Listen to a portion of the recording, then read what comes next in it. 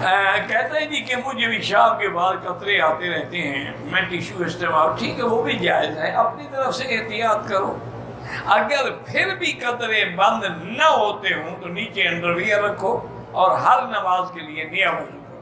کیا معنی؟ جو مغرب کے لیے وضو کیا عشاء تک یہی کافی ہے، چاہے قطرے نکلتے رہے، پھر عشاء کے لیے تمہیں نیا وضو کرنا ہو۔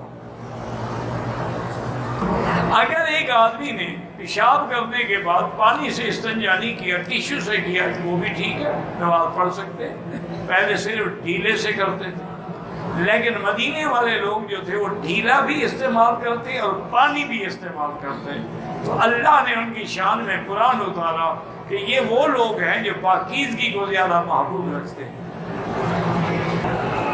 جو لوگ استنجا بھی نہیں کرتے، طہارت کا خیال بھی نہیں کرتے، وہ کھانا بنائیں ان کے ہاتھ سے نہیں کھانا چاہیے، وہ نجس ہے، پلید ہے نا۔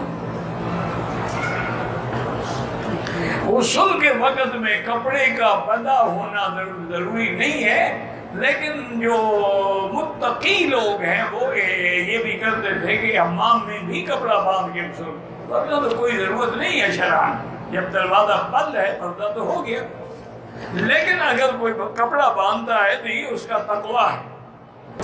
جسم کے اس جگہ جہاں بال ہوں اور نجاست رکھنے کا اندیشہ ہو تو بال کاٹ سکتے ہیں، کاٹ سکتے ہیں، صفائی تو اللہ کو پسند ہے۔ مونچھیں جو ہیں بلیڈ سے صاف نہ کریں، تھوڑی تھوڑی رہیں، کیونکہ مونچھیں کٹانے کا حکم ہے، منڈانے کا حکم نہیں ہے۔